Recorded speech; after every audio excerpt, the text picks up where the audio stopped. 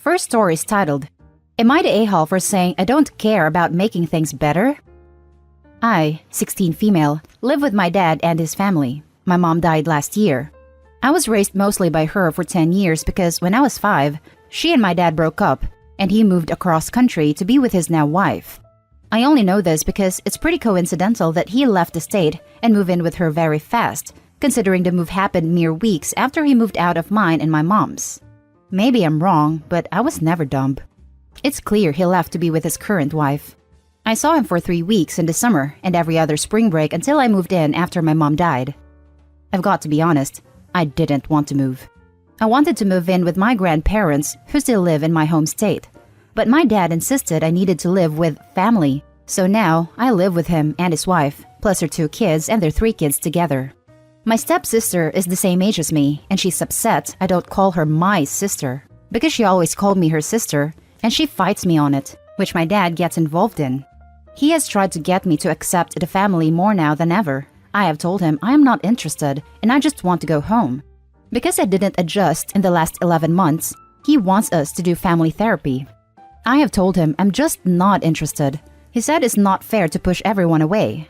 I told him he was the one who left when I was 5 and that none of them were exactly my family because they were mostly strangers up until I moved in, and honestly, my dad has been mostly a stranger. I stayed with him so little and had such little communication with him. I don't care about having a better relationship. I would rather be home with the family I know who were willing and able to take me. I would still have many friends around me too. My dad got mad the other night because he told me he had booked a session and my response was okay. He told me he wants me to help make things better in the family. I told him I don't care about making things better because I don't think of us as a family. I lost my nuclear family. I know we're supposed to be grateful for who we have and all that crap, but they have never felt like my family. Not even my dad. I barely remember when he lived with us. Barely remember seeing him more than once or twice a year, and I don't need or want him. Am I the a-hole? My mom never said a bad word about my dad. She never discouraged the relationship.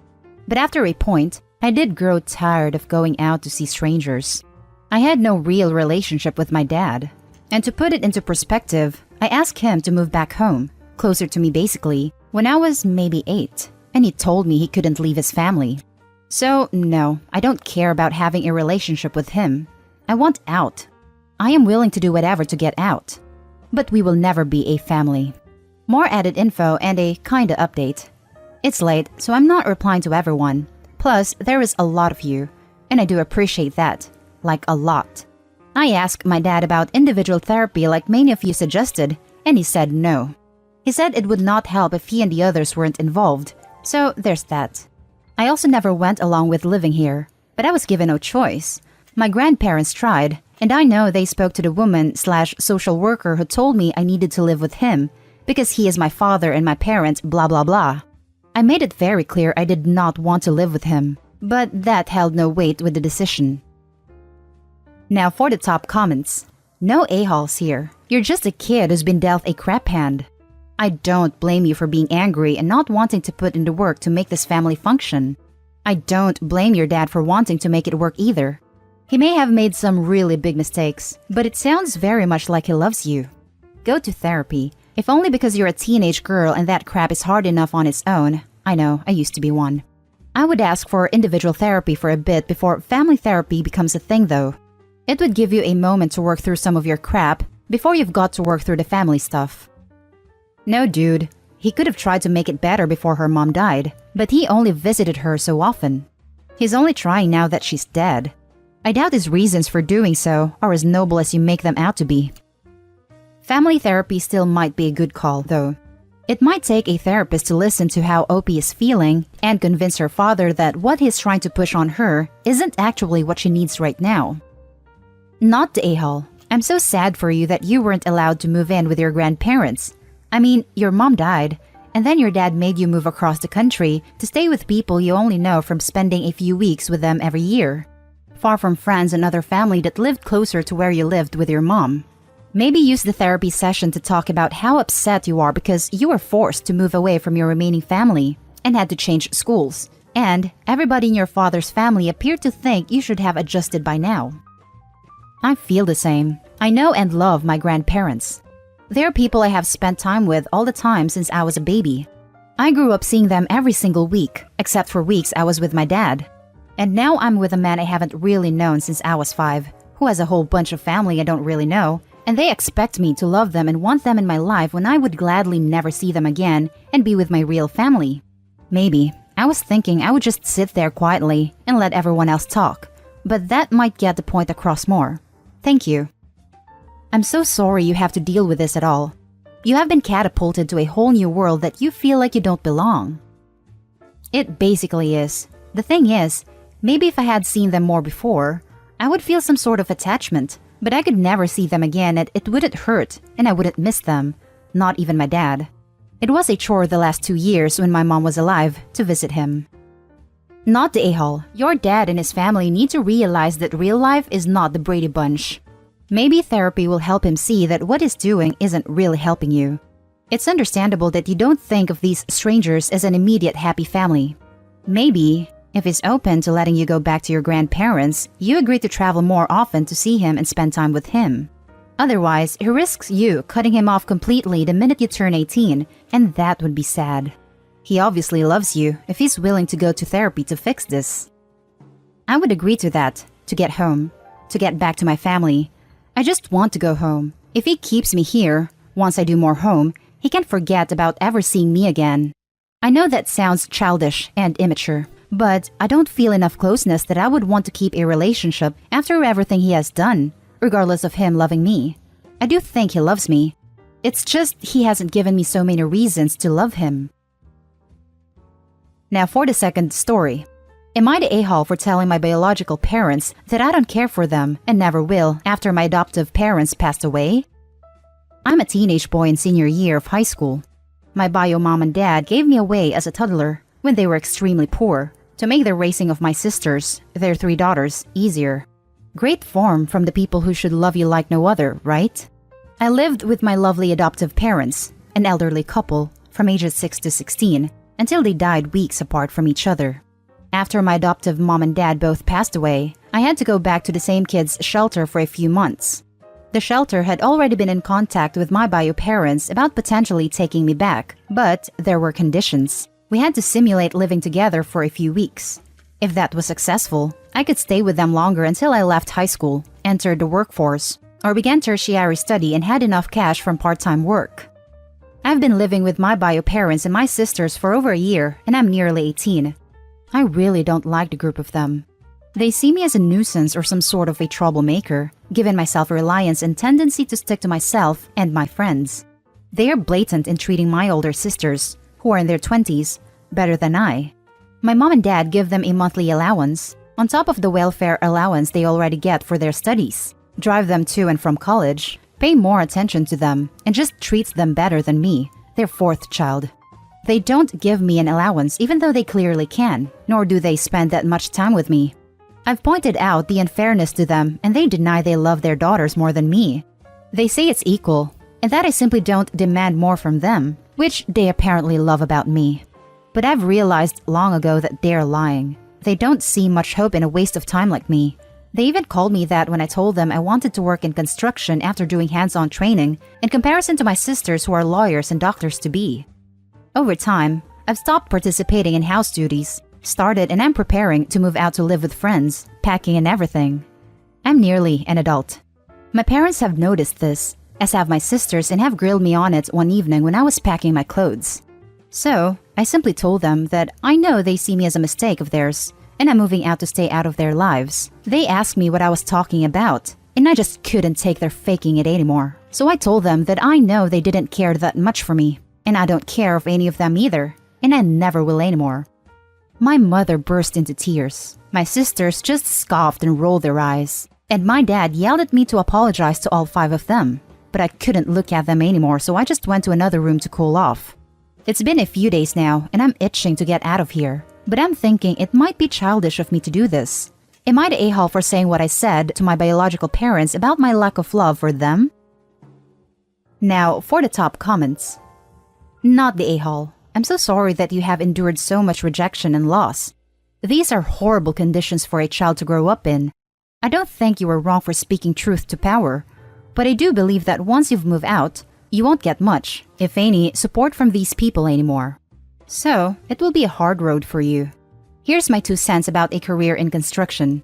You can go on a site as a laborer, but try to get into a union apprenticeship soon in a construction trade you like: electrician, carpenter, sheet metal worker, etc.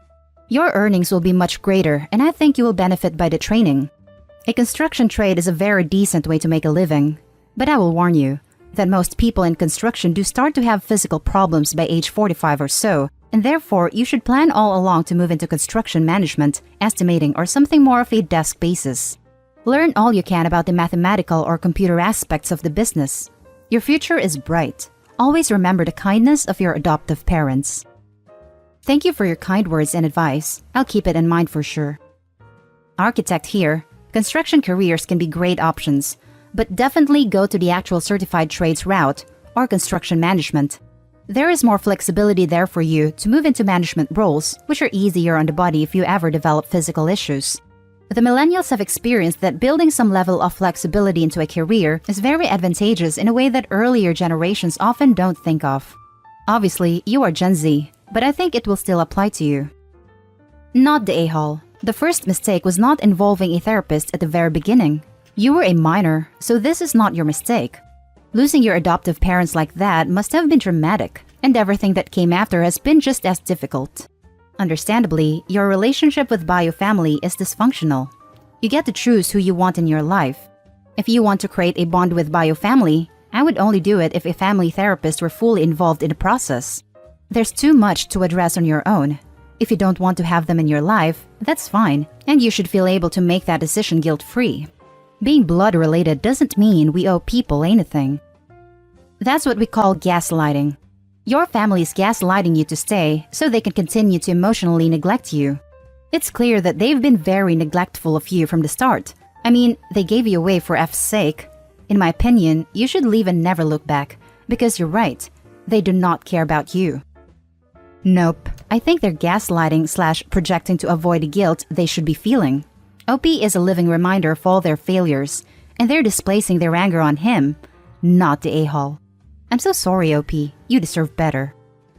Not the a-hole. You absolutely aren't selfish whatsoever. You are an adult, and you get to decide who it's worth living in your life. Now, for the last story, am I the a-hole for refusing to pay for my dad's retirement home fees? My parents divorced when I was a baby, but my mom encouraged him to have a good relationship with me. However, my dad was never interested in that. He'd come see me for a few hours on the weekends and call it a day. He wasn't a constant in my life, but I liked him and enjoyed his visits. He remarried shortly after his divorce and had 2 more kids that I would play with occasionally. As I was growing up, he and I had arguments about how he'd treat my siblings and how he treated me. My dad adored his other kids and he'd take them on trips, go to their school events, and pay for whatever they needed. I invited him to all my school plays, graduations, etc. He never came. I won't lie, it hurt. I was his first child, and he didn't seem interested in me. Plus, he was very vocal about his dislike towards my mom, something that I hated because she was the one taking care of me. When I went to college, he agreed to pay half of the expenses. I was thankful for this, and I thanked him each time he'd send a check. He came to my graduation ceremony, and when it was over, said that his responsibilities towards me were over, and he didn't owe me anything anymore. He didn't need to say it, but it was a goodbye. It broke my heart. He didn't return my calls or reach out to me in the following years. Yesterday, I received a call from my brother telling me that my dad's health had deteriorated and the best option for him would be a retirement home. His second wife divorced him too. My dad is on the older side, so I wasn't surprised. My brother spent like half an hour on the phone describing this place that would cover his needs, make him comfortable. Turns out this place is expensive as hell, and he wants us to pay for his stay there. Monthly, I'd be paying around $2,000, so would my siblings. I told him I couldn't afford to pay that amount monthly, much less during a pandemic. He didn't take it well, and shortly after, I received a call from my sis demanding an explanation. I told her that I didn't make enough money to support myself and pay my share for his stay in the home, to which she said that I was ridiculous because I wasn't married nor had any kids. So basically, where was all my money going then? I told them that we could look into other retirement homes or hire a nurse. But apparently, I'm being cruel and ungrateful because our dad deserves the best care he can get, and the home is convenient for all of us. Close enough to our own houses so we can visit him or be there in case of an emergency. I told them that if they were not going to make an effort and look into other options, then I wouldn't either, and I wouldn't pay my share. Before I hung up, my sister told me she'd sue me for negligence. Like, WTF? I don't know how to feel about all of this. He did pay for half of my college tuition, but he was a detached parent who made it very clear that I was more of an economic burden than a child he loved. Am I being ungrateful? Should I suck it up and pay? Am I the a-hole? Now for the top comments. Not the a-hole. Why would your step-siblings expect you to pay an equal share for his care when you did not receive an equal share of his love and attention growing up? They don't seem particularly bothered by your exclusion either, so they can figure it out themselves. Not the a-hole. 1. Either your sister won't sue or won't be successful. 2. You had no obligations to explain why you wouldn't pay. Remember that the next time that you are speaking with siblings. The less that you say, the better. 3. Your dad made a concrete decision to end his financial support of you. Time for you to return the favor. Again, you need not explain your reasoning on this point to anyone at any time.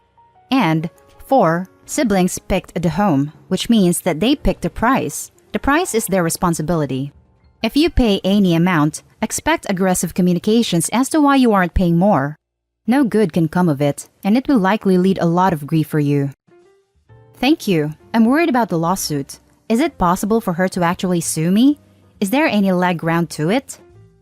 I can't see what she'd sue you for. You've done nothing illegal in saying you won't pay your share, unless there's some legal agreement you haven't mentioned. Don't waste your money on a lawyer unless you receive papers. Do not give your siblings or the retirement home a single solitary cent. Did your father own a house, a car, have social security or some kind of retirement, 401k, IRA? Who has power of attorney? Who makes medical decisions? Who controls your father's money? Your half-siblings chose a place that cost way more than $6,000 a month, since I assume your father himself is also using his retirement income to pay. I'm so sorry to be so suspicious and cynical, but I'd like to see a copy of your father's will and know who he's named as executor. I'd also like to know if he's named one of your half-siblings as the payable on death on his bank accounts. I'd also like to see an accounting of where his money is presently being spent. I don't think this is merely about keeping dad safe and comfortable. I think it's about your half-siblings maximizing their inheritance by trying to guilt you into covering your father's expenses. You owe nobody anything. Not the a-hole. Don't give them a cent. I never thought of all that. My dad isn't rich by any extent. So I'm guessing that if he is paying something, it's the bare minimum. I'm pretty sure I'm not included in his will, and I have no idea who's responsible for his money. Probably my sister. She's his second child. Now that I think about it, he did get hit economically when he divorced his second wife, and maybe that's why they're reaching out to me for money. And that's the end of this video, folks. As always, leave a comment and hit like and subscribe. And if you want more of this content, turn your notification on to get updated on the latest videos. And I'll catch you in the next one. Stay safe.